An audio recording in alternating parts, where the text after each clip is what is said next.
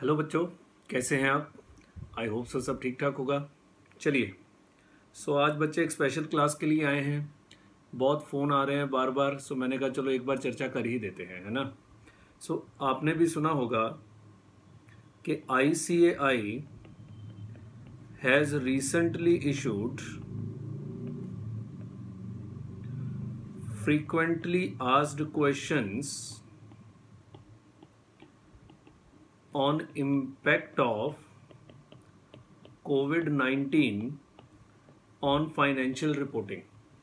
Recently ICAI ने कुछ FAQs जारी करे हैं कि COVID-19 का फाइनेंशियल रिपोर्टिंग पे क्या इम्पैक्ट होगा।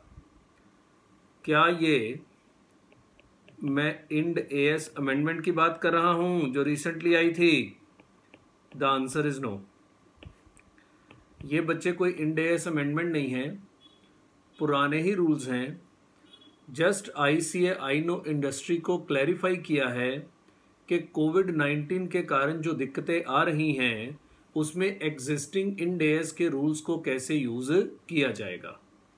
सर मतलब रूल्स चेंज नहीं हुए हैं? जी नहीं, सारे के सारे इंड AS वैसे ही हैं।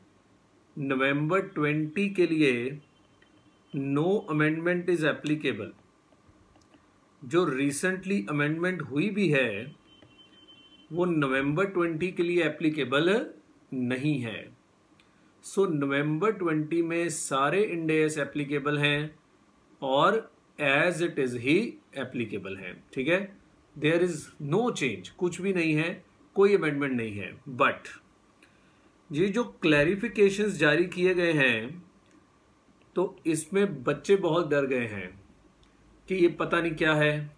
बार बार फोन आ रहे हैं, जी क्या ये करने हैं? बच्चे अगर मुझसे पूछो तो जिसके पास समय की कमी है, जिसकी तैयारी ज़्यादा नहीं है अभी भी, वो ये वीडियो यहीं पे बंद कर दे प्लीज़। ये FAQs are not going to impact your 120 marks paper. पहली बात सर, ये एप्लीकेबल है कि नहीं है? नो क्लैरिटी एट ऑल, कोई क्लैरिटी नहीं है। बट रिसेंटली इंस्टीट्यूट ने RTP में एक क्वेश्चन पूछ लिया है। कह दो जी अब एप्लीकेबल है, क्या फ़र्क पड़ता है? ठीक है ना, RTP में आ गया, बात ख़त्म। पहली बात तो स्टूडेंट अपने पेपर से 2-2.5 महीने पहले कोई नई चीज़ पढ़ने लायक होता नहीं है, पढ़ना चाहिए भी नहीं। अगर आपकी तैयारी ऑलरेडी अच्छी नहीं है प्लीज़ ये वीडियो बंद कर दीजिए। जो अपनी पढ़ाई कर रहे हो करो, वैसे तो कोई इम्पैक्ट आना नहीं। अगर आता भी है COVID-19 के इम्पैक्ट का कोई क्वेश्चन तो भाई कुछ नया पॉइंट तोड़ना है। जो तुमने इंड AS पढ़े हैं वो एज इट इज एप्लीकेबल हैं सारे के सारे। ये क्लैरिफिकेशंस हैं, कोई अमेंडमेंट थोड़ा आ गई है। अभी जब मैं शुरू करूंगा ये clarifications, then you will find कि कुछ नया तो आया ही नहीं है। जो पुरानी बातें हैं वो एज इट इज एप्लीकेबल हैं, नया कुछ भी नहीं आया है। तो ये क्लैरिफिकेशंस हैं। बिलीव मी, इवन इफ आपने ये वाले क्लैरिफिकेशंस नहीं पढ़े, आप आराम से इंड AS के क्वेश्चंस कर लेते हैं। तो इंड AS तो हमें आते हैं और COVID-19 क्या है ये भी हमें पता है। तो उसके इम्पैक्ट के कारण कोई रूल थोड़ा चेंज हो गया है। तो जिसके पास समय नहीं है प्लीज वो वीडियो बंद करे और अपनी जाके पढ़ाई करे। पर जिसको लगता है कि हाँ मैंने FR तो पूरा कर लिया है, FR पूरा कर लिया है, चलो अब अगर सर 1 घंटे का कोई वीडियो दे रहे हैं तो पता नहीं मुझे कितना टाइम लगेगा समझाने में, क्योंकि जब मैं समझाने बैठूंगा तब पता लगेगा, ऐसे तो मैं बता नहीं सकता।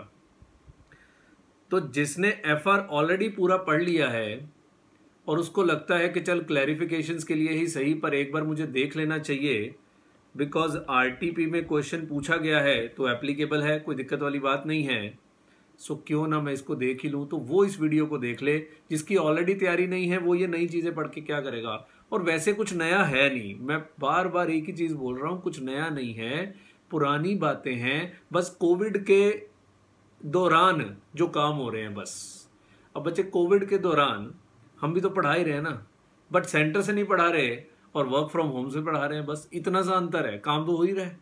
वही बातें हैं, सारे का सारा सिस्टम वही है, बट एवं हवा बना दिया जाता है। सोशल मीडिया का ज़माना है तो लगता है नई चीज़ आ गई, नई चीज़ आ गई, नई चीज़ आ गई। ऊपर से RTP में क्वेश्चन आ गया, एक आधे ने RTP खोल लिया गलती से। इसलिए मैंने सोचा कि एक वीडियो बना के मैं आपको क्लैरिफिकेशंस दे देता हूँ। ठीक है, पहली बात, ये वीडियो वही देखे जिसको एफआर आती है। अगर आपकी एफआर की भी तैयारी नहीं है तो आपको शायद ही कुछ समझ में आएगा, बिकॉज मैं पुराने रूल्स की चर्चा करूंगा जो हमने इंड एएस के अंदर पढ़ रखे हैं। दूसरी बात, क्या सिर्फ ये नवंबर 20 वालों को वीडियो देखनी है? The answer is no. कोविड-19 तो आ गया, अब इसका इम्पैक्ट तो रहेगा थोड़ी देर, तो सबको देखनी चाहिए। जिन्होंने भी नवंबर 20 या उसके बाद पेपर देने हैं उनको ये वीडियो देख लेनी चाहिए। नवंबर 20 वालों को तभी देखनी चाहिए अगर उनके पास सफिशिएंट समय है, नहीं तो बंद करो और जाओ और अपनी तैयारी करो, ठीक है। नया कुछ नहीं है, पुरानी बातें हैं। अब इंस्टीट्यूट ने क्या किया है कि इंड एएस वाइज क्वेश्चंस जारी करे। एफएक्यूज क्वेश्चंस होते हैं, पता है आपको। अब I am not going to read these questions, मैं वो क्वेश्चंस नहीं पढ़ूंगा। व्हाट वी हैव डन कि हमने उन क्वेश्चंस के बेसिस पे आपके लिए कुछ समरी प्रोविजंस तैयार कर दिए हैं। तो बस ये समरी प्रोविजंस पढ़ लीजिए, आपके क्वेश्चंस अपने आप तैयार हो जाएंगे। बच्चे क्वेश्चंस कैसे पढ़ेंगे बताओ? क्वेश्चंस पढ़ेंगे कैसे और क्वेश्चंस को रिवाइज कैसे करेंगे? पहले इतना बड़ा सवाल पढ़ूं, फिर इतना बड़ा इंस्टीट्यूट ने नीचे आंसर दिया हुआ है, वो तो हम पढ़ ही नहीं पाएंगे, समझ रहे हो। इतने इतने क्वेश्चंस हैं, इतने इतने नीचे आंसर है, 1.5 पेज का आंसर है, तो इसको रिवाइज कैसे करेंगे हम? सो हम क्वेश्चंस नहीं डिस्कस कर रहे, बट उन क्वेश्चंस में से जो रूल्स निकल के आ रहे हैं वो रूल्स डिस्कस कर लेते हैं। तो अगर इन रूल्स के बेसिस पे कोई सवाल पेपर में पूछा जाता है तो आप वो क्वेश्चन आराम से कर लेंगे, ठीक है। सो ये रूल्स के बच्चे मैंने आपके लिए नोट्स बना दिए हैं, so that notes will be attached along with the video. So rules के आप नोट्स पढ़ लीजिएगा, एक बार मैं भी सारे पढ़ा देता हूं तो आपको आराम से समझ में आ जाएगा। राधा जिनके नवंबर में एग्जाम है उनको तो रिवाइज भी करने की जरूरत नहीं पड़ेगी, याद ही रहेगा। बस पेपर वाले दिन एक बार ये शीट से पढ़ लेना, डाउनलोड करके मोबाइल में रख लेना और एक बार इसको पेपर वाले दिन पढ़ लेना कि हाँ कोई इम्पैक्ट एक्स्ट्रा तो नहीं था। पर जब मैं पढ़ाऊंगा आपको लगेगा कुछ था ही नहीं, एवं हुआ क्रिएट किया हुआ है, कुछ भी नहीं है ये, ठीक है। सो आइए स्टार्ट करते हैं, ठीक है। आइए जी, सबसे पहला इम्पैक्ट है इंड एएस 102 में। सो ऐसे ही समझो, इंड एएस 2 में हमने क्या पढ़ा हुआ है? Inventories are to be valued at cost और NRV which ever is lower. NRV कैसे निकालते हैं? Expected selling price minus further cost of completion और माइनस एस्टिमेटेड सेलिंग एक्सपेंसेस। हमने बड़े स्पष्ट शब्दों में बताया हुआ है कि जो एस्टिमेटेड सेलिंग प्राइस होता है वो 31 मार्च का नहीं होता, फेयर वैल्यू नहीं लेनी होती कि जब ये स्टॉक बिकेगा किस भाव पे बिकेगा। अब मान लो कंपनी के पास इन्वेंट्री है ऑन 31 मार्च, अब 24 मार्च को हमारे देश में लॉकडाउन हो गया था, ठीक है ना। कंपनी के पास इन्वेंट्री पड़ी थी 31 मार्च को और कंपनी को लगता है कि अब ये इन्वेंट्री मैं औने पौने दाम पे ही बेच पाऊंगी बिकॉज कोरोना वायरस आ गया है, अब इसके कारण लॉन्ग टर्म इम्पैक्ट्स होने हैं, मेरी इन्वेंट्री का सेलिंग प्राइस तो आधा रह जाएगा। बच्चे मेरे सामने एक एग्जांपल है, हमारा एक क्लाइंट है, he was in pharmaceutical business. उसने अभी शुरू ही किया था, कोविड से पहले 6 महीने पहले उसने फार्मास्यूटिकल बिजनेस शुरू किया था, दवाइयों की कंपनी बनाई थी उसने। अब जैसे ही कोविड आया तो उसने भी बाकियों की तरह सैनिटाइजर और मास्क मंगवाए ताकि हम भी बेचेंगे, हम भी प्रॉफिट कमाएंगे। उसने मास्क मंगवाया 12 रुपए के रेट पे, 12 रुपीज के रेट पे एक मास्क मंगवाया और जब तक मास्क की डिलीवरी उसके पास पहुंची मास्क का मार्केट प्राइस रह गया 3 रुपए। बिकॉज इतनी सारी सप्लाई आ गई, इतनी सारी कंपनियों ने मास्क बनाने शुरू कर दिए, वो मास्क का सेलिंग प्राइस रह गया 3 रुपए। उसका एक भी मास्क नहीं बिका, सारी इन्वेंट्री उसके पास पड़ी हुई है। सो ड्यू टू कोविड-19 क्या इन्वेंट्री की एनआरवी गिर गई? यस गिर गई। क्या ये गिरी हुई इन्वेंट्री कंसिडर होगी? यस। भाड़ में जाए कोविड-19। इंड एएस 2 थोड़ा चेंज हो गया है। इंड एएस 2 कहता है inventories are to be valued at cost और NRV which ever is lower. So पहला पॉइंट यही है कि inventories are to be valued at cost और NRV which ever is lower. While calculating NRV क्या कोविड-19 का इंपैक्ट कंसिडर होगा? बिल्कुल होगा। Do consider the impact of कोविड-19 ऑन एनआरवी। सो क्वेश्चन भी ऐसे ही बनाया जाएगा जैसे मैं, ये मेरे क्लाइंट का आंखों देखा काम है, अब उसकी सारी इन्वेंट्री अंदर पड़ी हुई है, अब वो 12 रुपए की खरीदी हुई चीज 3 रुपए की कैसे बेचे, क्योंकि अब सप्लाई बहुत है बाजार में। समझ गए?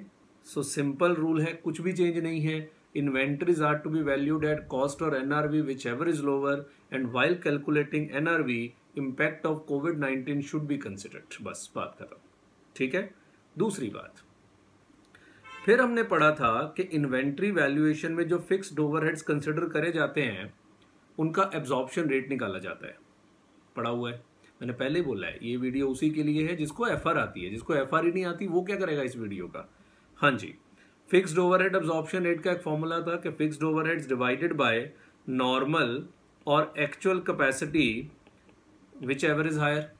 हायर क्यों लेते थे? बिकॉज हायर लेने से हमारी कॉस्ट लोअर आती थी, जिसके कारण अब ये एक प्रूडेंस का कॉन्सेप्ट था कि हमारी कॉस्ट लोअर आती थी। अब मान लो कि आपने एक प्लांट लगाया हुआ है, वो प्लांट की नॉर्मल कैपेसिटी है 1 लाख और एक्चुअल कैपेसिटी थी 80,000, पर ड्यू टू कोविड-19 ये 6 महीने का लॉकडाउन, मुझे लगता है कि हम एक्चुअल कैपेसिटी को कंसिडर नहीं कर पाएंगे। तो क्या हम एक्चुअल कैपेसिटी को कंसिडर करके बढ़ा हुआ रेट यूज कर सकते हैं? नहीं कर सकते, बिकॉज इंड AS 2 में कोई अमेंडमेंट तोड़ना ही है। मान लो आपको लगता था कि मेरी एक्चुअल कैपेसिटी 80,000 यूनिट्स होगी, बट 6 महीने का लॉकडाउन हो गया, अब आपको लगता है कि मेरी एक्चुअल कैपेसिटी तो 40,000 यूनिट्स होगी, तो ये तो एक्सेप्शनल सर्कमस्टांस है, तो मैं तो एक्चुअल कैपेसिटी से ही डिवाइड कर देता हूं, नॉर्मल की ऐसी की तैसी मैं नॉर्मल कंसिडर नहीं करूंगा। क्या ऐसा कर सकते हैं? The answer is no. मैं फिर कह रहा हूं, अगर इंड AS में कोई बदलाव नहीं आया, तो कोविड आने से क्या हो जाएगा? इंड AS तो इंड AS है। फिक्स्ड ओवरहेड एब्जॉर्प्शन का फॉर्मूला वही रहेगा, नॉर्मल और actual capacity which ever is higher. Sir question कैसे पूछा जाएगा? क्वेश्चन यही बोलेगा कि कोविड-19 के कारण मुझे लगता है कि मेरी लॉकडाउन हो गया, लॉकडाउन के कारण मुझे लगता है एक्चुअल कैपेसिटी कम हो गई, तो क्योंकि ये एक्सेप्शनल सर्कमस्टांसेस हैं तो क्यों ना मैं एक्चुअल कैपेसिटी के बेस पे फिक्स्ड ओवरहेड्स का कैलकुलेशन कर दूं। क्या कर सकते हैं? नहीं कर सकते, because as per Ind AS 2 formula है fixed overheads divided by normal और actual capacity which ever is higher. मतलब उसने एक कोविड लिखना है बीच में और आपने डर जाना है कि हाँ कोविड का सवाल आ गया, जबकि सवाल तो ये वैसे भी आ सकता है। वैसे भी तो क्वेश्चन आ सकता है कि अकाउंटेंट ने एक्चुअल कैपेसिटी के बेस पे रेट निकाल दिया, तो तब भी तो वो अकाउंटेंट की बुराई करते हो ना। समझ गए ना बात? बस कोविड लिखने से बच्चा डर जाएगा, और वो डरे ना, हमें इसी चीज का डर है, इसलिए मैं ये वीडियो लेके आ रहा हूं, नहीं तो मैं बना नहीं रहा था कि जरूरत ही नहीं है। चलो नेक्स्ट है बच्चे इंड AS 16। एक ही बात है, हमने पढ़ा हुआ है depreciation should be charged when the asset is ready to use. ठीक हो गया। अब कोविड के कारण 6 महीने लॉकडाउन रहा। Take an example of PVR। 23 मार्च से PVR बंद है, 23 मार्च से भी पहले का ही बंद है, हमारे सेंटर 14 मार्च से बंद है, सो PVR भी तभी का ही बंद है। सो 23 मार्च से पहले का 23 मार्च लगा के चलो, 24 मार्च से मान लो PVR बंद है, 15 अक्टूबर के बाद खुलेगा विद 50% कैपेसिटी। अब आधा साल PVR ने एसेट्स को यूज ही नहीं किया। PVR चाहता है कि मैं आधे साल की डेप्रिसिएशन ना लगाऊं, सही है? नो, गलत है। जो एसेट रेडी टू यूज हैं उस पर डेप्रिसिएशन लगानी पड़ेगी। दैट्स इट, हो गया कोविड-19 impact. So depreciation will continue on a PPE even during lockdown. लो जी, मतलब एक कोविड-19 लिख देने से इंड AS थोड़ा बदल जाएंगे। ये क्वेश्चंस आएंगे आपको, अगर आने हैं तो। वैसे तो बनते नहीं आने, पर अगर आने, अब इतना बड़ा पेंडेमिक है, वो एक आधे क्वेश्चन में कोविड वर्ड लिख देगा तो हम वैसे ही डर जाएंगे, जबकि क्वेश्चंस में कुछ भी नहीं होना। हमें लगता है शायद इंस्टीट्यूट ने अलाउ कर दिया हो, तो इंस्टीट्यूट अलाउ ऐसे कैसे कर देगा?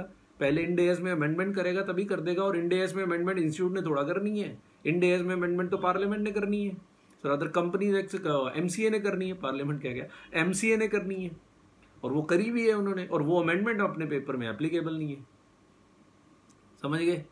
सो डेप्रिसिएशन लगेगी जी। 6 महीने आपने एसेट यूज नहीं करे, कोई फर्क नहीं पड़ता, बिकॉज जो एसेट रेडी टू यूज है आपको डेप्रिसिएशन लगानी पड़ेगी। बिकॉज कंपनियों को लॉसेज हो रहे हैं ना बहुत ज्यादा, तो कंपनियां चाहती हैं कि हम लॉसेज को ओवररूल कर जाएं, कुछ खर्चे बचा लें, इसलिए इंस्टीट्यूट से क्लैरिफिकेशन मांग रही हैं। उन्होंने कहा नहीं जी, डेप्रिसिएशन तो आपको लगानी पड़ेगी। अब एक लाइन पढ़नी है बस, depreciation will continue on PPE even during the lockdown. ठीक है। Next very important, Ind AS 36 कौन सा है? इम्पेयरमेंट। अपने पढ़ते हैं कि इम्पेयरमेंट तभी होता है when there is an indicator. क्या कोविड-19 भी एक इंडिकेटर है? यस। पीवीआर की बात करो, 6 महीने, सारे एग्जाम्पल मैं पीवीआर पे ठोक दूंगा बिकॉज 6 महीने हो गए पीवीआर बंद है। तो पीवीआर के एसेट्स का इम्पेयरमेंट चेक होना चाहिए बच्चे। जैसे नॉर्मल रूल है कि आप एक्सटर्नल इंडिकेटर और इंटरनल इंडिकेटर चेक कर लो। ये कौन सा इंडिकेटर है? एक्सटर्नल इंडिकेटर है। कोविड-19 इज एक्सटर्नल इंडिकेटर। इम्पेयरमेंट का फॉर्मूला क्या होता है? Carrying amount minus recoverable amount. Recoverable amount क्या होता है? Higher of value in use and fair value. Value in use क्या होता है? Present value of cash flow. क्या पीवीआर के कैश फ्लो गिरेंगे? 100%। सारी पिक्चर्स तो ओटीटी प्लेटफॉर्म पर रिलीज हो रही हैं। सो आगे जाके भी तो पीवीआर का ट्रेंड चेंज हो सकता है। तो नॉर्मल रहिए और चुपचाप जैसे इम्पेयरमेंट टेस्ट करते हैं वैसे ही करिए। कोविड-19 is one of the indicator of impairment. आप इम्पेयरमेंट टेस्ट करिए, अगर इम्पेयरमेंट आता है तो प्रोवाइड करिए। कोविड-19 के कारण पक्का इम्पेयरमेंट होगा, ये किसी किताब में नहीं लिखा। सो आप नॉर्मल इम्पेयरमेंट टेस्ट करिए, अगर इम्पेयरमेंट लॉस आता है तो प्रोवाइड कराइए, नहीं तो ना कराइए। तो कोविड आने से कुछ नया थोड़ा ना हो गया। सो कोविड-19 is an indicator of impairment, बस इतना सा ध्यान रखना है। ये पक्का इंडिकेटर नहीं है। नहीं मतलब सवाल आएगा कि कोविड हो गया तो कंपनी को लगता है कि मुझे इम्पेयरमेंट करनी है। नहीं, गलत है। आपको इंडिकेटर चेक करना है। कोविड एक इंडिकेटर जरूर हो सकता है, पर उसके कारण इम्पेयरमेंट पक्का होगी ये जरूरी नहीं है। टेस्ट करिए, इम्पेयरमेंट आ गई तो ठीक। जैसे पीवीआर जैसी कंपनियों की इम्पेयरमेंट बिल्कुल आ सकती है। ठीक है।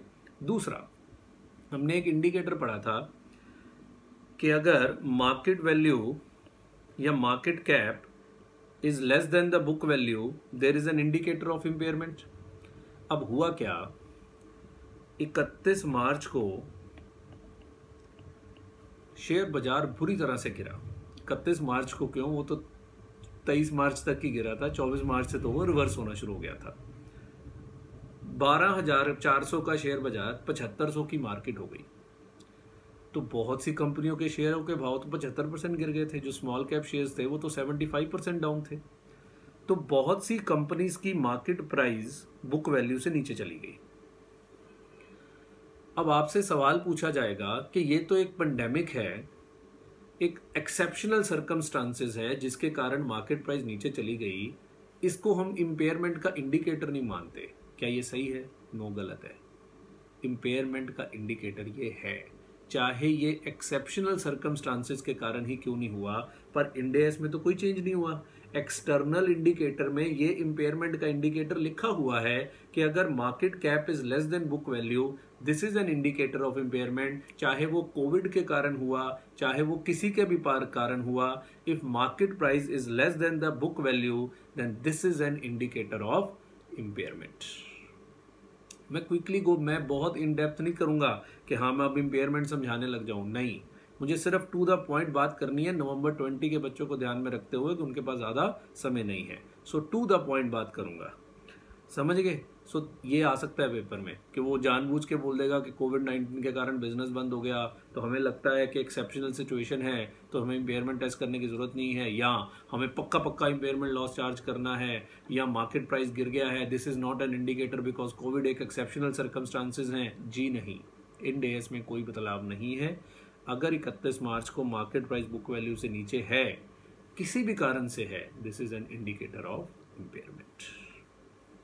क्लियर है? ये क्लास संभाल के रखिएगा, कभी चाहे पेपर में भी इसको सुन के जाइएगा फास्ट फॉरवर्ड करके। ठीक है, आगे। सो 3 हो गए। Next, financial instruments. सर इस पे क्या इम्पैक्ट है? बच्चे यहाँ भी तो इम्पेयरमेंट होती है, इम्पेयरमेंट ऑफ फाइनेंशियल एसेट। याद है ECL model, expected credit loss model. उसमें हम एक मैट्रिक्स अप्रोच पढ़ते हैं कि जो कंपनियां रिस्क मैनेजमेंट के टूल्स नहीं लगा सकती वो मैट्रिक अप्रोच से इम्पेयरमेंट कर सकती हैं, जिसको लॉस रेट अप्रोच भी बोलते हैं। कि हर एक एसेट का देख लीजिए कितने % प्रोबेबिलिटी है कि ये डिफ़ॉल्ट करेगा और कितना डिफ़ॉल्ट करेगा। वो रेट इंड एस ने नहीं बताए हुए, कंपनियों को ये रेट खुद डिसाइड करने पड़ते हैं इतिहास के बेसिस पे। This is called loss rate approach. Due to कोविड-19 क्या डिफ़ॉल्ट होने की संभावना बढ़ गई है? यस, बढ़ गई है। बहुत सारे बिजनेसेस सर्वाइव नहीं कर पा रहे हैं, डिफ़ॉल्ट होने की संभावना बढ़ गई है। हेंस इंस्टीट्यूट ने कहा कि अगर आप मैट्रिक्स अप्रोच पे impairment loss on financial assets provide करा रहे हैं तो प्लीज़ अपने रेट्स को रिव्यू कर लीजिए कि पुराने रेट्स जो इतिहास वाले हैं वो चलेंगे या उनमें कोई चेंज करना है। बिकॉज पिछले साल तक कोविड नहीं था और इस साल कोविड है, तो आपको जो प्रोविज़न बनानी चाहिए वो रिवाइज्ड रेट्स के ऊपर बनानी चाहिए। सो क्या लिख रहा है? Rates for expected credit losses should be reviewed due to कोविड-19 under loss rate approach. So जो भी एक्सपेक्टेड क्रेडिट लॉसेस के रेट्स हैं उनको प्लीज़ रिव्यू कर लीजिए, बिकॉज वो रेट्स इतिहास के बेस पे बनाए गए थे कि कौन कौन कितना कितना डिफ़ॉल्ट कर सकता है। ठीक है।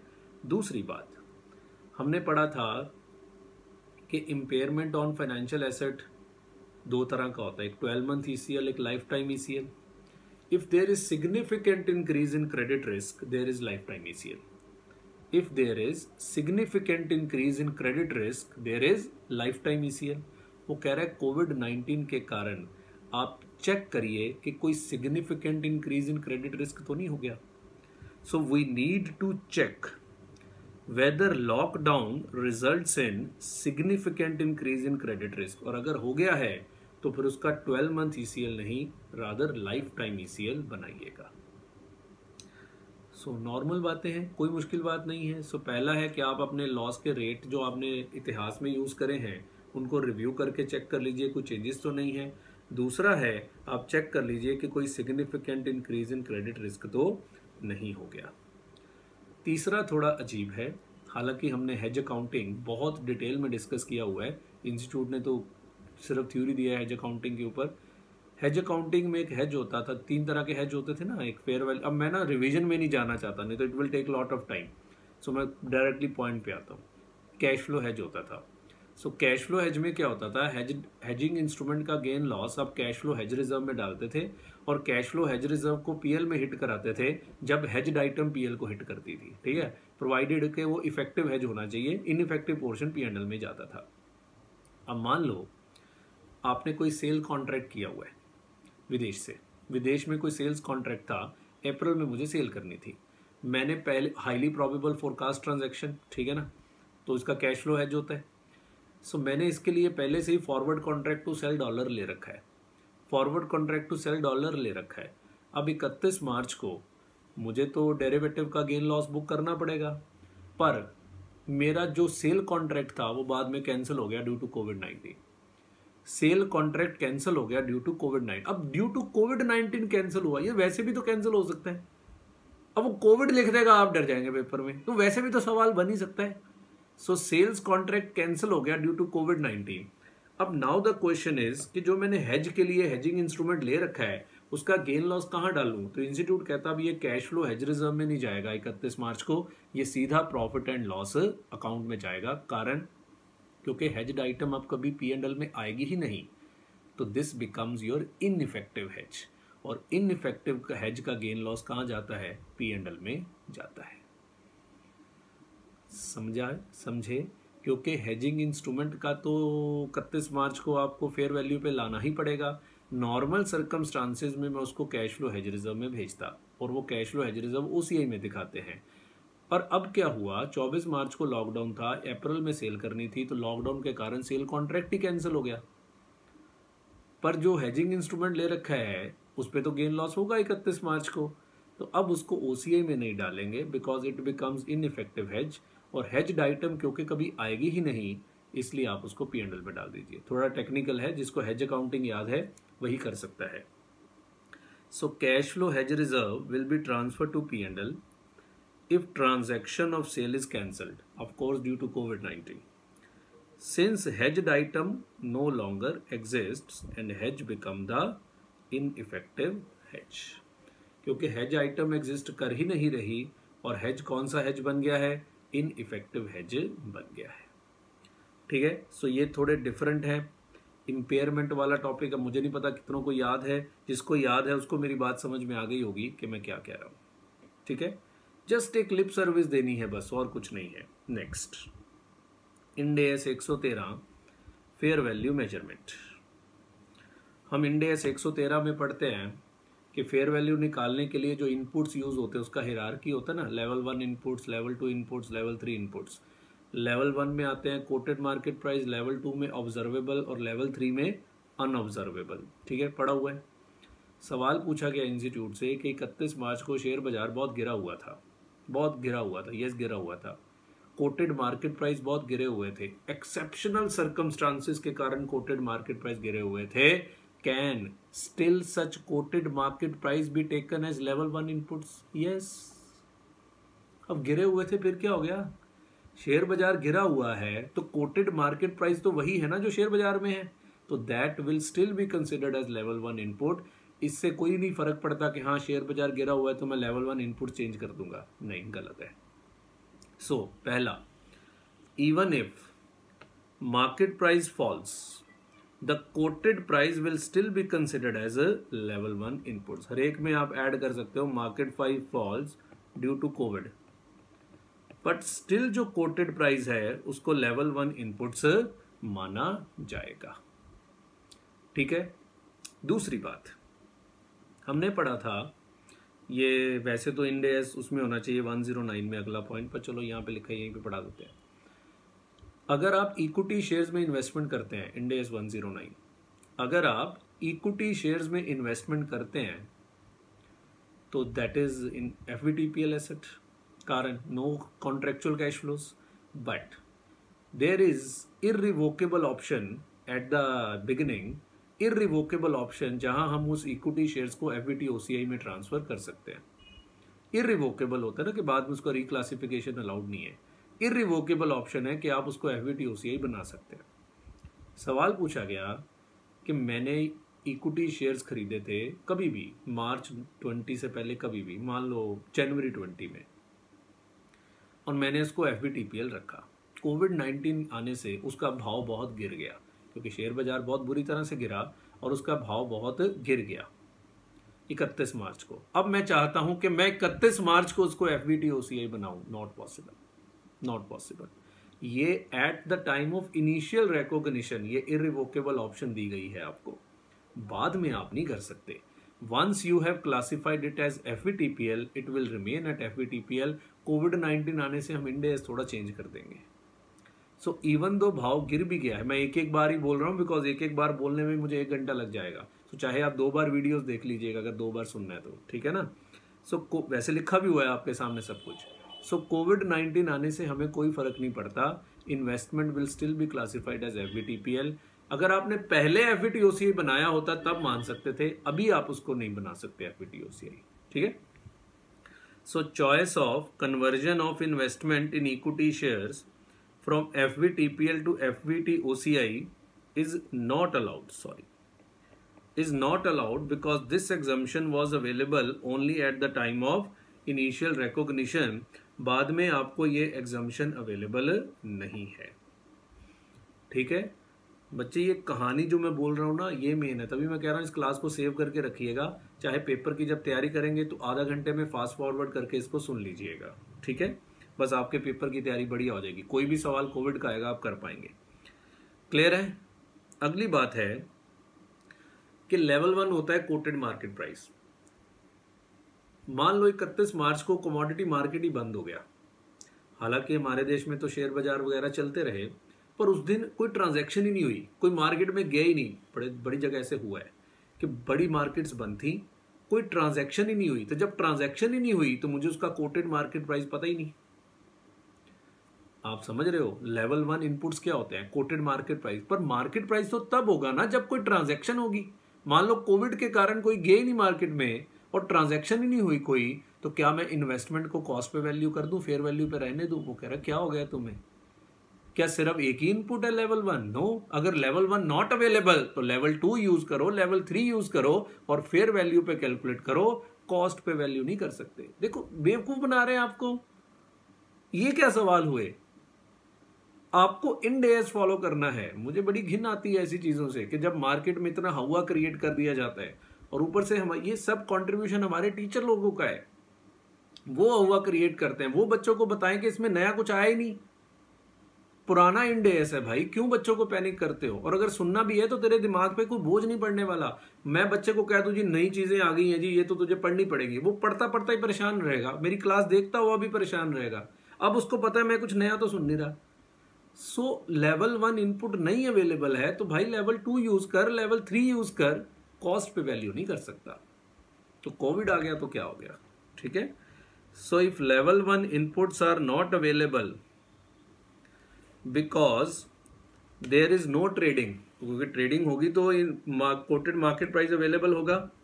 Use level 2 inputs but do not use cost for valuation, ठीक है। सो ये था आपका इंड एएस 113। मैं फिर कह रहा हूं, मैं बार बार रिपीट नहीं कर रहा बातों को, एक ही बार बोल रहा हूं ताकि आप क्विकली इनको गो थ्रू कर पाएं। आपकी इच्छा है आप 2 बार सुन लीजिए, मुझे कोई दिक्कत नहीं है, पर मुझे इसको छोटे से छोटे में ख़त्म करना है, पूरी बात को भी कवर करना है और छोटे से छोटे में ख़त्म भी करना है, ठीक है। नेक्स्ट, ये इंपॉर्टेंट है, इंड एएस 115।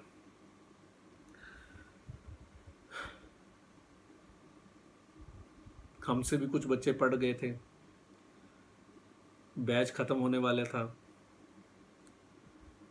और फीस हमें पूरी आई नहीं थी, हमें भी बीच में क्लासेस बंद करनी पड़ी, कुछ बच्चों की फीस नहीं आई थी। नाउ द क्वेश्चन इज, चलो छोड़ो उसको, मैं नॉर्मल बात करता हूँ आपसे। आपने कहा अपन अपना दुखड़ा सुना रहे हैं, ठीक है ना, नॉर्मल बात करता हूँ आपसे। मान लो हमने एक कॉन्ट्रैक्ट किया for sale of goods. Sale of goods के कॉन्ट्रैक्ट का रेवेन्यू रिकॉग्निशन करने के 5 स्टेप होते हैं। पहला होता है identify contract with customer. Contract with customer में बड़ी सारी क्लॉजेज होती हैं और 5वीं क्लॉज होती है there should be probability of ultimate collection. There should be probability of ultimate collection. अब मान लो मैंने सेल कर दी, पीओ सेटिस्फाइड हो गया, बट अब मुझे लगता है कि रेवेन्यू आने नहीं वाला। क्यों? अगले का बिजनेस ही नहीं चल रहा, वो मुझे कहाँ से पैसे दे देगा। तो अगर रेवेन्यू नहीं आ सकता तो there is no longer any probability of ultimate collection, तो आप रेवेन्यू रिकॉर्ड नहीं कर सकते। और अगर करा हुआ है तो आपको रिवर्स करना, सॉरी करा हुआ है फिर तो आप प्रोविजन बना देंगे। अगर नहीं करा हुआ और now there is some difficulty या there is not a high probability of ultimate collection, तो आप रेवेन्यू रिकॉर्ड नहीं कर सकते। हाँ, तो इसमें कोविड क्या है? वैसे भी तो 5th कंडीशन लिखी है कि there should be probability of ultimate collection. मैंने रिश्तेदार को टीवी बेचा, मुझे पता है इसने पैसे नहीं देने, क्या मैं रेवेन्यू रिकॉर्ड कर सकता हूँ? ना। तो कोविड ना भी हो फिर क्या फ़र्क पड़ेगा? पर बात वही है ना, उसने क्वेश्चन में कोविड लिख देना है, हमने डर जाना है, ठीक है। So if probability of collection of revenue is not there due to COVID-19, revenue cannot be recognized. However, revenue already recognized will not get impacted. जो रेवेन्यू रिकॉग्नाइज हो गया है उसको कोई फर्क नहीं पड़ेगा, पर आप नया रेवेन्यू रिकॉग्नाइज नहीं कर सकते। दूसरी बात, मान लो आपने गुड्स बेचने का कॉन्ट्रैक्ट किया हुआ है 100 रुपये पर यूनिट के भाव पे। कोविड-19 के बाद अगले का बिजनेस बंद हो गया, वो कह रहा है जी कुछ डिस्काउंट दे दो, अपने तो हालात ही बहुत ख़राब हैं। तो अगर मैं डिस्काउंट देता हूँ तो क्या मुझे अपने कंसिडरेशन को चेंज करना पड़ेगा? Yes, consideration becomes your variable consideration, और कंसिडरेशन को आपको चेंज करना पड़ेगा, पर revenue already recognise should not get impacted. Prospectively इसका इफेक्ट दे देंगे हम, जिसको हम बोलते थे क्यूमुलेटिव कैचअप एडजस्टमेंट। समझ लो, मॉडिफिकेशन भी बोल सकते हो, क्यूमुलेटिव कैचअप भी बोल सकते हो। हाँ, तो मॉडिफिकेशन में क्यूमुलेटिव कैचअप भी लगता था, ठीक है ना। तो अगर आपका सेलिंग प्राइस रिवाइज हो रहा है, अगला डिस्काउंट मांग रहा है, आप पहले 100 रुपये के रेट पे 1000 यूनिट बेचने थे, 600 का रेवेन्यू आप रिकॉर्ड कर चुके हैं, बचे हुए 400, वो कह रहा है जी मैं तो 90 रुपये ही दूंगा। हाँ तो ठीक है ना, बचे हुए 400 का रेवेन्यू 90 पे रिकॉर्ड हो जाएगा। क्यूमुलेटिव कैचअप प्रोस्पेक्टिव इफेक्ट होगा, जो रेवेन्यू रिकॉर्ड हो चुका है उसको आप चेंज नहीं कर सकते। कोविड आने से कुछ नहीं होता, जो रूल है सो रूल है। So if selling price is revised due to Covid, the effect should be given prospectively, retrospective effect नहीं है। Revenue already recognised should not get impacted, या इसको आप मॉडिफिकेशन इन कॉन्ट्रैक्ट भी बोल सकते हैं। सो पहली बात थी कि अगर probability of collection of revenue नहीं रहा कोविड के कारण, तो आप रेवेन्यू रिकॉर्ड नहीं कर सकते। दूसरा, अगर सेलिंग प्राइस में कोई बदलाव होता है तो बदलाव को आपको कंसिडर करना पड़ेगा, बट प्रोस्पेक्टिवली हमें कह देगा जी कोविड है तो मैं रेट्रोस्पेक्टिव चला जाता हूँ, तो भाई कोविड से क्या फ़र्क पड़ता है, क्यों तुम रेट्रोस्पेक्टिव जाना चाहते हो। ठीक है। तीसरी बात, ये बड़ा बहुत अच्छा है, हमने कॉन्सेप्ट पढ़ा था, ये समझाना पड़ेगा, वैसे तो सारे समझा ही रहे हैं। Significant financing component, significant financing component, ये कॉन्सेप्ट हमने एक पढ़ा था। क्या पढ़ा था कि अगर आपने गुड्स बेच दिए पर रेवेन्यू आएगा आफ्टर 12 मंथ्स, तो मान के चलो इसमें ब्याज है और आपको सिग्निफिकेंट फाइनेंसिंग कंपोनेंट अलग से रिकॉर्ड करना पड़ेगा, उसको आप रेवेन्यू नहीं मान सकते। ये पढ़ा हुआ है, पर इसमें कुछ एक्सेप्शंस भी पड़े हैं। पहला एक्सेप्शन उसमें पड़ा था कि अगर ये जो रेवेन्यू बाद में मिल रहा है या रेवेन्यू पहले मिल रहा है सर्विस बाद में दे रहे हैं, दोनों होता था ना, इंटरेस्ट इनकम भी होती थी और इंटरेस्ट एक्सपेंस भी होता था। सो मान लो मैंने फीस आज ले ली पर पढ़ा तो मैं धीरे धीरे रहा हूँ, तो क्या मुझे इसमें इंटरेस्ट कॉस्ट बुक करनी चाहिए। तो हम पढ़ते थे कि अगर आपने पैसे पहले लिए but not due to financing, हम पैसे पहले लेते हैं इसलिए कि कल को कोई सर्विस लेके चला जाएगा तो हम उसको क्या बोलेंगे, इसलिए फीस एडवांस है, पर हम इसलिए नहीं ले रहे कि हमें कोई फाइनेंस चाहिए। आप प्रीपेड कार्ड के पैसे पहले दे देते हैं, याद है मैंने एग्जांपल भी दिया था, प्रीपेड कार्ड के पैसे पहले दे देते हैं मोबाइल के, तो यूज़ तो आप धीरे धीरे ही करते हैं। तो कंपनी आपसे पहले पैसे इसलिए थोड़ा ले रही है कि कंपनी को कोई ब्याज चाहिए। तो हम बोलते थे कि अगर पेमेंट का जो डिफरेंस आ रहा है पीरियड में, it is due to non financing component, तो आप सिग्निफिकेंट फाइनेंसिंग कंपोनेंट रिकॉर्ड ना करिए। अब इस पे केस बन गया। मान लो आपने सेल करी हुई है गुड्स की और आपने 8 महीने का क्रेडिट पीरियड दिया हुआ है, तो 8 महीना is not significant financing component, है ना, तो आपने कोई सिग्निफिकेंट फाइनेंसिंग कंपोनेंट रिकॉर्ड नहीं किया। अब कोविड के कारण आपको वो 8 महीने को बढ़ा के 15 महीने करना पड़ा। वो कहता जी मैं तो पैसे दे नहीं सकता, जैसे लोन मोरेटोरियम भी बड़ा चला बैंकों में, वो कहता जी मैं तो पैसे दे नहीं सकता, तो प्लीज़ मुझे थोड़ा टाइम दीजिए। तो मैंने 8 महीने को बढ़ा के 15 महीने कर दिया। नाउ द क्वेश्चन अराइजेज, क्या अब मुझे सिग्निफिकेंट फाइनेंसिंग कंपोनेंट रिकॉर्ड करना है। इंस्टीट्यूट सेड नो, बिकॉज ये जो एक्सटेंशन हुआ है this is not due to कि तुम्हें कोई ब्याज चाहिए, ये एक्सटेंशन हुआ है ड्यू टू कोविड कि अगले की पेमेंट कैपेसिटी नहीं है, so this will be covered in exception. तो ये ऑटोमेटिकली एक्सेप्शन में कवर हो जाएगा कि जो भी पेमेंट डेफर हुआ है that is not due to financing arrangement. ठीक है। सो ये इंपॉर्टेंट है, बहुत इंपॉर्टेंट है। सो अगर क्रेडिट पीरियड बढ़ाना भी पड़ता है, पढ़ लेते हैं। If credit period is increased due to Covid and now credit period is more than 12 months, even then significant financing component will not be recognized if there is no change in transaction price। हाँ, ये भी institute ने बोला कि transaction price same है। मैंने कहा हाँ, कहता फिर कहाँ ब्याज है। मान लो ट्रांजैक्शन प्राइस मैं बढ़ा दूं फिर ब्याज है, पहले 1 लाख लेने थे, मैंने कहा अगर 15 महीने बाद देने हैं तो 1,10,000 लूंगा, फिर 10,000 ऊपर वाला ब्याज है। So if transaction price is same because increase in period is not due to financing arrangement. So जो पीरियड में इंक्रीज हो रहा है that is not due to any financing arrangement. ठीक है। सो ये वाला हैंड आउट मैं डिस्क्रिप्शन में डाल दूंगा, सो आप वहाँ से देख सकते हैं। बाकी मुझे डालना आता नहीं है, मैं चेक कर लूँगा अगर मुझे डालना आता है कि नहीं आता है, मैंने कभी किया नहीं है। तीसरी बात, चौथी बात, 3 बातें हो गई, ये इंपॉर्टेंट है बहुत, इसलिए धीरे धीरे पढ़ा रहा हूँ। पहला प्रोबेबिलिटी ऑफ कलेक्शन, दूसरा सेलिंग प्राइस रिव्यू हो गया तो वेरिएबल कंसिडरेशन, तीसरा सिग्निफिकेंट फाइनेंसिंग कंपोनेंट, चौथा 1 मार्च 2020 को सेल का कॉन्ट्रैक्ट किया था कि 31 मार्च 2020 को डिलीवरी देंगे, 24 मार्च को लॉकडाउन हो गया तो अपन डिलीवरी दे नहीं पाए। क्या रेवेन्यू रिकॉर्ड कर सकते हैं। रेवेन्यू कब रिकॉर्ड होता है, when PO is satisfied, when risk and rewards have been transferred. तो जब डिलीवरी ही नहीं हुई तो रिस्क एंड रिवॉर्ड्स ट्रांसफर थोड़े ना हुए हैं, रेवेन्यू नहीं रिकॉर्ड कर सकते। कोविड आने से क्या फर्क पड़ता है, इंडेस इज इंडेस, इंडेस के रूल्स लगेंगे। हाँ, कल को इसमें अमेंडमेंट हो जाए कोई रूल्स में, वो कह नहीं सकते, पर अब मुश्किल है क्योंकि ये साल पता नहीं, कुछ कह नहीं सकते, इनका कुछ नहीं पता, ये लेट ही होते हैं।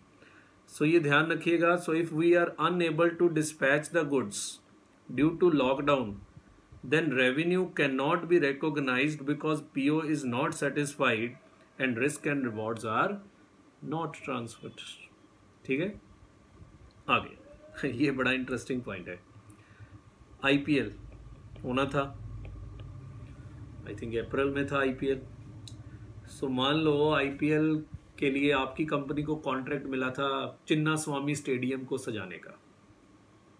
ये कॉन्ट्रैक्ट मिलते हैं, उसके लिए आपने कंप्यूटर खरीदे, आपने बड़े सारे एसेट खरीदे, that is called contract cost. कि आपको कॉन्ट्रैक्ट पूरा करने के लिए क्या इनकर करनी पड़ी? कॉन्ट्रैक्ट कॉस्ट इनकर करनी पड़ी। आपने बड़े सारे कंप्यूटर खरीद लिए, मान लो आपको बोला गया कि वहाँ के रिकॉर्ड्स आपने मेंटेन करने हैं, सो आपने कंप्यूटर नहीं खरीदे उसके लिए, that is called contract cost. तो कॉन्ट्रैक्ट कॉस्ट तो over the period of contract right of होती है। मान लो वो कॉन्ट्रैक्ट ही कैंसिल हो गया ड्यू टू कोविड-19, वो कॉन्ट्रैक्ट ही कैंसिल हो गया ड्यू टू कोविड-19। अब कह रहे हो उन एसेट्स की इम्पेयरमेंट करो, फिर और क्या है कि क्योंकि अब आपको कैश फ्लोज तो आने नहीं। हालांकि IPL हो गया पर दुबई में हुआ, उसके लिए मुझे थोड़ा कॉन्ट्रैक्ट मिलेगा, मेरा कॉन्ट्रैक्ट तो गया, समझ रहे हो? तो अब उन एसेट्स की इम्पेयरमेंट टेस्टिंग फिर करनी पड़ेगी। ठीक है, सो एनी कॉन्ट्रैक्ट कॉस्ट, मैं बहुत ज़्यादा नहीं समझा रहा हूँ, बहुत छोटे में समझा रहा हूँ कि जल्दी जल्दी हो जाए, फिर भी 1 घंटा लग जाएगा, ज़्यादा ही लग जाए।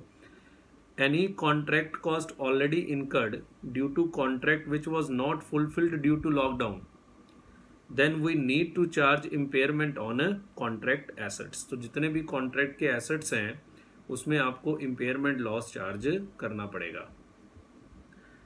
मान लो आपकी contract term थी कि आपको 10 महीने के अंदर ये काम पूरा करना है, कोई भी काम आपने ऑडिट पकड़ा हुआ है तो 10 महीने में ऑडिट करना है। हालांकि ऑडिट 10 महीने का नहीं होता, चलो कोई बात नहीं, 10 महीने में आपको कि बिल्डिंग बनाने का ठेका मिला हुआ है, सर्विस कॉन्ट्रैक्ट है, तो आपने 10 महीने में बनानी थी, 3 महीने तो लॉकडाउन रहा, तो वो कॉन्ट्रैक्ट अब 15 महीने में पूरा होगा। तो जो कॉन्ट्रैक्ट कॉस्ट है, जो भी खर्चे आप कर रहे हो, वो भी फिर 15 महीने में राइट ऑफ होगी, रिवाइज्ड टर्म।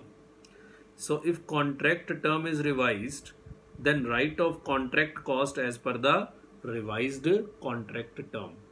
मैं एक बार ही बोल रहा हूँ, जहाँ इंपॉर्टेंट है मैं वहाँ 2 बार बोलता हूँ बस। ये फालतू बातें हैं, इनमें से क्या आना है, पर स्टिल इनका कुछ पता नहीं है। ठीक है ना? सो अगर आपने दोबारा सुनना है, आप रिवाइंड करिए, पॉज करिए, मैं एक बार बोल के उन बच्चों को ध्यान में रख के जिनका नवंबर 20 में पेपर है, उनके लिए काम कर रहा हूँ। मुझे सारे पॉइंट्स कवर करने थे, तो जल्दी भी करने थे, आपका टाइम भी वेस्ट ना हो, इसलिए मैं नोट्स बना के लेके आया। सो अगर कॉन्ट्रैक्ट टर्म ही चेंज हो गया, 10 महीने का कॉन्ट्रैक्ट 15 महीने में खत्म होगा, तो फिर कॉन्ट्रैक्ट कॉस्ट भी रिवाइज्ड टर्म में ही राइट ऑफ करी जाएगी। ठीक है, सो ये कुछ खास, ये इंपॉर्टेंट है इंड AS 115 वाला, इसको थोड़ा अच्छे से दोबारा भी सुन सकते हैं। हाँ, ये भी बहुत इंपॉर्टेंट है, मुझे तो लगता है इसी में से ही कुछ आना चाहिए, इसमें से या इम्पेयरमेंट में से। इंड AS 37 PVR को लगता है 31 मार्च 2020 को कि मुझे तो 2021 में लॉस होगा। इंड AS 37 कौन सा है? Provisions, contingent liabilities and contingent assets. So 31 March 2020 को PVR को लगता है कि हमें तो 2021 में क्या होगा? लॉस होगा। This is called expected operating losses. Expected operating losses. तो क्या PVR 19-20 में इस ऑपरेटिंग लॉस का प्रोविजन बना दे? नो, एक्सपेक्टेड ऑपरेटिंग लॉसेस का प्रोविजन बनता ही नहीं, जाके चेक करना, कॉपी पे लिखवाया हुआ है। तो कोविड आने से क्या हो जाएगा? हाँ, लॉस कोविड के कारण है, बिकॉज 6 महीने थिएटर बंद है, तो लॉस तो कोविड के कारण है, पर उस लॉस की प्रोविजन थोड़ा बनती है। तो अब देखो इसमें कोविड कहाँ से आ गया? एक्सपेक्टेड ऑपरेटिंग लॉस की प्रोविजन बनती नहीं, एवं। सो ड्यू टू कोविड-19 if operating losses are expected in coming years then provision can not be recognised. Expected operating losses की प्रोविजन नहीं बनती, ये इंपॉर्टेंट है, ये आ सकता है। अगला भी इंपॉर्टेंट है, कोविड-19 के कारण बड़ी कंपनियों को अपने प्लांट्स शट डाउन करने पड़े, रीस्ट्रक्चरिंग। डिमांड नहीं थी, प्लांट बंद हो गए और वो दोबारा कभी चले ही नहीं। ठीक है ना, बिकॉज डिमांड तो अभी तक भी रिवाइवल नहीं हुआ है। सो अगर आपकी कोई रीस्ट्रक्चरिंग प्लान्ड है, आप 31 मार्च 2020 के बुक्स बना रहे हो और ये बुक्स साइन अप्रूवल हो रही है एज पर इंड AS 10, मान लो 31/8 को, आपने इस दौरान कोई रीस्ट्रक्चरिंग का प्लान बना लिया, और वो प्लान आपने कम्युनिकेट भी कर दिया तो उसकी रीस्ट्रक्चरिंग कॉस्ट होती है। क्या 31 मार्च 2020 को रीस्ट्रक्चरिंग कॉस्ट की प्रोविजन बन सकती है? No, non adjusting event. तो कोविड आने से क्या होता है, 31 मार्च 2020 तक तो प्लान नहीं बनाया था ना। अरे कहाँ, वहाँ तो 7 दिन तो हुए थे लॉकडाउन लगे हुए, कोई प्लान नहीं बनाया था। प्लान अगले साल बनाया but balance sheet date approval से पहले बना दिया। नॉन एडजस्टिंग इवेंट, नॉट, हाँ अगले साल आप एडजस्ट कर लो प्रोवाइडेड आपकी प्रेजेंट ऑब्लिगेशन है, ठीक है। So if any restructuring is done due to कोविड-19 then provision for restructuring costs should be made only when there is present legal or constructive obligation। ठीक है ना, वो constructive obligation कब होती है? जब आप फॉर्मल प्लान बना लेते हैं, उसकी कम्युनिकेशन कर देते हैं, that is when formal plan is made and announcement is made। if the plan is made after balance sheet date then this is non-adjusting event, just give the disclosure। because हमने India 10 में पढ़ा है significant non-adjusting events के भी disclosures दिए जाते हैं, ठीक है, ये इंपॉर्टेंट है, ये आ सकता है। अगला, मान लो आपने लॉस ऑफ प्रॉफिट पॉलिसी कराई हुई है, आईपीसीसी में पढ़ते थे ना, पीवीआर ने मान लो लॉस ऑफ प्रॉफिट पॉलिसी कराई हुई है, तो पीवीआर को लगता है 31 मार्च 2020 को कि मेरा बिजनेस तो साल 6 महीने नहीं चलता, तो मेरे तो लॉसेस होंगे और उन लॉसेस की भरपाई इंश्योरेंस कंपनी कर देगी। तो क्या 31 मार्च 2020 को पीवीआर रेवेन्यू रिकॉर्ड कर सकता है बुक्स में? नो, ये कॉन्टिजेंट एसेट है, ये तब रिकॉर्ड होगा when it is virtually certain that कि हमें ये क्लेम मिल जाएगा। तो वो 31 मार्च 2020 को वर्चुअली सर्टन कहां से हो जाएगा? मैं 31 मार्च 2020 एग्जांपल ले रहा हूं, पेपर में कुछ भी आ सकता है। सो कॉन्टिजेंट एसेट आप रिकॉर्ड नहीं कर सकते unless it is virtually certain. So contingent assets can be recorded only if there is virtual certainty for collection. So if any insurance claim is receivable, then record in the books only if virtually certain before balance sheet date, like loss of profit policy due to COVID-19। ठीक है, PVR को ध्यान में रखिए, आपको सब कुछ याद आ जाएगा। अगली बात, हाँ ये आया आपके आरटीपी में, और ये है था भी इंटरेस्टिंग, ये आया आपके आरटीपी में। हुआ क्या, लॉकडाउन लग गया 24 मार्च को। अब हम लोगों को आदत होती है कि सारे कंप्लायंस लास्ट डेट पे पूरे करने हैं 31 मार्च को, तो 31 मार्च को ही एटीसी के लिए हम इन्वेस्टमेंट्स भी करते हैं, 31 मार्च को ही हम सीएसआर एक्सपेंडिचर भी पूरा करते हैं, 31 मार्च को ही सारे काम हम करते हैं। पर इस बार 31 मार्च को लॉकडाउन था, लास्ट पूरा हफ्ता लॉकडाउन था। तो शायद आपने भी देखा होगा कि गवर्नमेंट ने 31 मार्च की डेडलाइन को बढ़ा दिया था, 30 सितंबर तक कर दिया था। पहले आई थिंक 30 जून तक किया था, फिर उसको बढ़ा के 30 सितंबर तक कर दिया था। सो इवन इफ आप 80C की डिडक्शन लेना चाहते हैं, आप 31 मार्च 2020 तक इन्वेस्टमेंट करनी जरूरी थी, पर सरकार कहती तुम 31 मार्च 2020 के बाद 30/9/2020 तक भी कर दोगे तो 19-20 की 80C डिडक्शन मान लूंगी। सिमिलरली सीएसआर एक्सपेंडिचर करना जरूरी होता है, तो कंपनीज को अलाउ कर दिया गया कि अगर आप 31 मार्च 2020 के बाद भी सीएसआर का खर्चा करते हो तो वो 19-20 का खर्चा ही मान लिया जाएगा, ठीक है। नाउ द क्वेश्चन अराइजेज कि ये सीएसआर खर्चा कौन से पीएनएल में आएगा? वो तो टैक्स का हो गया ना, टैक्स का हो गया, एमसीए का हो गया, वो उनका अपना कंप्लायंस है। अकाउंटिंग के लिए सीएसआर खर्चा 2021 में इनकर किया है, पर सरकार उसको 19-20 का मान रही है, तो क्या मैं 19-20 के पीएनएल में डाल दूं? इंस्टीट्यूट कहता नो, नहीं डाल सकते, ये 2021 के पीएनएल में ही डलेगा। भाड़ में जाए सरकार, सब्सटेंस ओवर फॉर्म पढ़ते ही हैं कि लीगल फॉर्म नहीं देखना, सब्सटेंस को ध्यान दीजिए। तो ये 2021 के पीएनएल में ही आएगा, इवन दो गवर्नमेंट इसको 19-20 का मान रही है। समझ रहे हो? तो इसके ऊपर डेफर्ड टैक्स बन जाएगा फिर, बिल्कुल, बिकॉज टैक्स ने डिडक्शन पिछले साल दे दी, टैक्स ने डिडक्शन दे दी, हमने मांगनी है अगले साल, तो डेफर्ड टैक्स लाइबिलिटी हमें इसके ऊपर क्रिएट करनी पड़ेगी पिछले साल की बुक्स में, बिकॉज इनकम टैक्स में डिडक्शन पिछले साल मिल जानी है, हमने देनी है अगले साल। तो 43B में भी तो ऐसे ही होता था, 43B उल्टा होता था कि इनकम टैक्स अगले साल देता था, यहाँ इनकम टैक्स ने पहले डिडक्शन दे दी, हम बाद में लेंगे, तो इसके ऊपर डेफर्ड टैक्स लाइबिलिटी बनेगी। ये आया आरटीपी में, ठीक है। So CSR expenditure incurred after 31 March 2020, old course के आरटीपी में इम्पेयरमेंट के ऊपर पूछा है, ठीक है। CSR expenditure incurred after 31 March 20 allowed as deduction in income tax in 19-20, बिल्कुल। As per companies act will be considered as CSR expenditure of 19-20 only, बिल्कुल।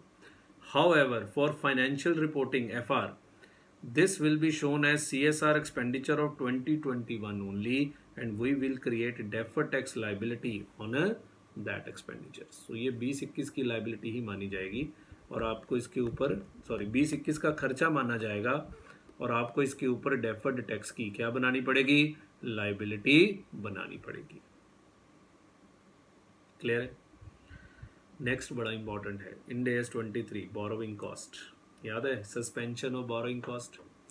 If active development is interrupted due to abnormal reason, Ind AS बोल रहा हूँ, if active development is interrupted due to abnormal reason then capitalisation should be suspended. अब कोविड-19 के कारण 6 महीने मान लो कंस्ट्रक्शन का काम ही रुका रहा, तो ये नॉर्मल रीजन है कि एबनॉर्मल रीजन, एबनॉर्मल रीजन, तो क्या कैपिटलाइजेशन को सस्पेंड करना पड़ेगा, यस। अब वो नॉर्मल सवाल दे देगा इंड AS 23 का और उसमें कहा 2 महीने कोविड-19 के कारण काम रुक गया, आपने कहा नहीं कोविड का सवाल आ गया, सर ने तो कराया ही नहीं। सो कोविड-19 is abnormal reason, so abnormal reason के कारण अगर काम रुकता है तो capitalisation should be suspended for that period. So एक लाइन लिखिए, suspend capitalisation of borrowing cost during lockdown. बहुत बढ़िया लाइन है, suspend capitalisation of borrowing cost during lockdown. Next, Ind AS 19 employ benefit, सब घर से काम कर रहे हैं, सो कंपनीज को लगता है घर से काम थोड़ा ना होता है, तनख्वाह उनको दे रहे हैं पर हम खर्चा तब मानेंगे जब वो दफ्तर आएंगे, क्या नॉनसेंस है। तो वो घर से काम कर रहे हैं तो काम तो हो ही रहा है, सो खर्चा उसी पीरियड का है जिस पीरियड में काम हुआ, ना कि जब वो दफ्तर आएंगे। सो वर्क फ्रॉम होम से कोई फर्क नहीं पड़ता, अगर अप्रैल में वर्क फ्रॉम होम था तो अप्रैल की सैलरी अप्रैल में ही आएगी, तुमने पे करी कि नहीं करी वो बात का मुद्दा है, पर अप्रैल की सैलरी अप्रैल में, मई की सैलरी मई में, वर्क फ्रॉम होम से कोई फर्क नहीं पड़ता। अब इस तरह के क्वेश्चन हैं। So if employees are working from home then salary will be debited to P&L when service is rendered, तो जब सर्विस रेंडर करी गई उसी समय P&L में डेबिट हो जाएगा, वर्क फ्रॉम होम से कोई फर्क नहीं पड़ता। इंड AS 102 में हम पढ़ते थे कि कुछ वेस्टिंग कंडीशंस होती हैं, है ना, market related, non market related. एक वेस्टिंग कंडीशंस होती हैं, एक नॉन वेस्टिंग होती हैं। वेस्टिंग कंडीशंस में फर्दर 2 होती थी, एक होती थी कि आपको इतने 3 साल काम करना पड़ेगा, मुझे उसका नाम नहीं याद आ रहा। फिर दूसरी होती थी परफॉर्मेंस कंडीशन। परफॉर्मेंस कंडीशन 2 तरह की होती थी, market related, non market related. Market related होती थी कि शेयर का प्राइस इतना होना चाहिए। अब मान लो 31 मार्च को तो बाजार बहुत नीचे था और शेयर का प्राइस जितना चाहा था उतना है नहीं, और हमें लगता है ये ऑप्शन तो वेस्ट नहीं हो सकते, तो क्या हमें एम्प्लॉय बेनिफिट एक्सपेंस डालना है? क्यों? क्योंकि मार्केट बेस्ड कंडीशंस का हमारे खर्चे पे कोई इम्पैक्ट ही नहीं होता था। पढ़ो जाके, हम क्या पढ़ते थे, market based conditions impact calculation of fair value, खर्चे को इम्पैक्ट नहीं करते। इवन दो वो शेयर का प्राइस नहीं भी होता था, खर्चा हम तब भी बुक करते थे। सो अगर 31 मार्च को बाजार गिरा, उसके कारण आपको लगता है मार्केट बेस्ड कंडीशन पूरी नहीं होगी, तो खर्चा तो तब भी बुक होगा, because market based condition do not impact calculation of expense, it only impacts the calculation of fair value. So मैंने बहुत छोटे में बहुत बढ़िया तरीके से बोला इसको, क्योंकि ये बहुत बड़ी बात थी। So if market price of share लिख लो, share declines, then market condition may not get fulfilled. Still, employee benefit expense should be recognized because market-based vesting conditions do not impact fair value. नहीं, गलत लिखा है। Do not impact calculation of option expense. वो लिखते हुए गलती होगी। Do not impact calculation of option expense. तो खर्चा तो तब भी बुक होगा। कोविड-19 के कारण शेयर का भाव गिर गया, उससे कोई फर्क नहीं पड़ता। मार्केट बेस्ड परफॉर्मेंस कंडीशंस खर्चा बुक करने के लिए रेलेवेंट नहीं होती। ठीक है, अगला इंड AS 20, ये भी इंपॉर्टेंट है, ये मुझे लगता है ये भी आ सकता है। सुनना, सरकार ने अनाउंस किया था कि बड़े सारे बिजनेसेस के लिए employer contribution to provident fund सरकार भरेगी, हैं? यस, मान लो एक एम्प्लॉय की 1 लाख सैलरी है, 12% एम्प्लॉय का कटता है, 12% एम्प्लॉयर अपने पल्ले से डालता है, ऐसे ही होता है। रेट रूट मुझे नहीं पता, 12 मैंने वैसे ही बोल दिया। 12% एम्प्लॉय का कटता है, वो तो एम्प्लॉय का कटता है, उसमें तो कोई दिक्कत नहीं है। 12% तो एम्प्लॉयर का देना पड़ता है, सरकार कहती है वो मैं दे दूंगी। नाउ द क्वेश्चन अराइजेज, क्या ये ग्रांट है? Because India is 20 grant, the answer is yes. What is government grant? What is government grant? के सरकार से मदद मिली in the form of transfer of resources, assistance from the government whose value can be measured and such assistance should be in the form of transfer of resources। तो सरकार मुझे पैसा दे रही है ना, तभी तो हम एम्प्लॉय को ट्रांसफर कर रहे हैं। So this is government grant. Next question arises, कौन सी ग्रांट है ये? दो तरह की ग्रांट होती है, एक इनकम ग्रांट है, grant related to asset. Asset तो कोई बना नहीं, तो ये कौन सी ग्रांट है? Income grant. P&L में क्रेडिट करो। वेरी इंपॉर्टेंट, वेरी इंपॉर्टेंट, ये आ सकता है। So if government is paying employer contribution to provident fund, then this is grant in the nature of income। Government ने बोला था कि एम्प्लॉयर कहाँ से देगा पैसे, उसका तो बिजनेस ही बंद है। Then it is grant in the nature of income। Since it satisfies definition of government grant, it is in the form of transfer of resources। ठीक है, यहाँ कॉमा डाल देते हैं। नेक्स्ट, इंड AS 38, ये सबसे इंटरेस्टिंग है। कोविड-19 की वैक्सीन पे बहुत सारी कंपनियां रिसर्च कर रही हैं। नाउ द क्वेश्चन इज कि क्या वो इंटेंजिबल एसेट लिख सकती हैं? तो भाई इंड AS 38 से पूछना। इंड AS 38 क्या बोलता है कि अगर ये रिसर्च का खर्चा है तो ये P&L में जाएगा, और अगर डेवलपमेंट का खर्चा है तो कैपिटलाइज होगा। तो चेक करो जाके, स्टिल रिसर्च ही चल रही है, डेवलपमेंट फेज कहाँ शुरू हो गया? अभी रिसर्च फेज ही है, तो वो सारा खर्चा P&L में जाएगा। वैक्सीन डेवलपमेंट का जितना खर्चा है ये P&L में जाए। डेवलपमेंट तो हो ही नहीं रही, अभी तो रिसर्च ही चल रही है। So expenses incurred on research of कोविड-19 वैक्सीन इज रिसर्च एक्सपेंस, और रिसर्च एक्सपेंस कहाँ जाते हैं? P&L में। Next, Ind AS 21, foreign currency, effects of change in foreign exchange rates. Effect of changes in foreign exchange rates, मैंने विदेश से loan लिया हुआ है, कोविड के कारण फॉरेन करेंसी में बड़ी उठापटक हो गई, जिसके कारण मुझे लोन के सब्सिक्वेंट रिकॉग्निशन में एक्सचेंज लॉस हो गया। क्या मैं लॉस डेफर करा दूं? एवं इंड AS 21 में लॉस डेफर नहीं होता। कोई भी एक्सचेंज गेन या exchange loss on foreign currency monetary item shall be transfer to P&L। हाँ, अगर इंड AS 101 में पैराग्राफ D13AA की एग्जम्पशन क्लेम, यही था शायद, चलो छोड़ो। इंड AS 101 में वो याद है, वो AS 11 वाली एग्जम्पशन अगर आपने क्लेम करी हुई है तो आप डेफर करा सकते हैं। कोविड के कारण आप डेफर नहीं करा सकते। कोविड के कारण एक्सचेंज रेट ऊपर नीचे हो गया, आपको सब्सिक्वेंट रिकॉग्निशन का लॉस बुक करना पड़ेगा। ठीक है, लास्ट एक मैं वैसे बोल देता हूँ, इंड AS 1 गोइंग कंसर्न, कि अगर कंपनी को बैलेंस शीट डेट के बाद लगता है कि going concern assumption is not longer valid. मान लो INX लेजर, PVR जैसी ही कंपनी है, सिनेमा है, I don't think so Ludhiana में है उनके, पता नहीं मुझे। सो INOX लेजर को लगता है कि सिनेमे नहीं खुलते, अब खुलेंगे भी तो पिक्चर तो लोग OTT पे ही देखेंगे, सिनेमे में कौन आएगा? तो मेरे तो गोइंग कंसर्न पे प्रश्न खड़ा हो गया। तो क्या गोइंग कंसर्न अजम्पशन वैलिड मानी जाएगी? नो। सो कंपनी को नॉन गोइंग कंसर्न, ऐसा है नहीं है, वैसे बोल रहा हूँ, कंपनी को नॉन गोइंग, मतलब INOX लेजर में ऐसा नहीं है, वो चलेंगे, वो उनको लगता है हम सर्वाइव कर जाएंगे। सो कंपनी को अगर लगता है कि ड्यू टू कोविड-19 going concern assumption is no longer valid, तो फिर उनको books of accounts non going concern basis पे ही बनाने पड़ेंगे। सो बताओ बच्चे, इसमें कोविड कहाँ आया? समझ रहे हो? फिर एक और है फालतू, वो कह रहे जी कोविड के कारण बड़े भारी भरकम नुकसान हो गए।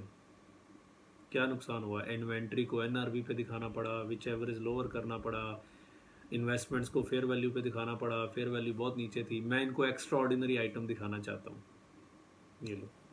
इंड AS में एक्स्ट्रा ऑर्डिनरी वर्ड ही नहीं है, इंड AS 1 में ही पढ़ा देते हैं हम, तो नहीं दिखा सकते। एक्सेप्शनल दिखा सकते हो बिकॉज शेड्यूल 3 में एक्सेप्शनल वर्ड है, बट इंड AS में तो एक्स्ट्रा ऑर्डिनरी कोई वर्ड ही नहीं है, सो नहीं दिखा सकते। That's it.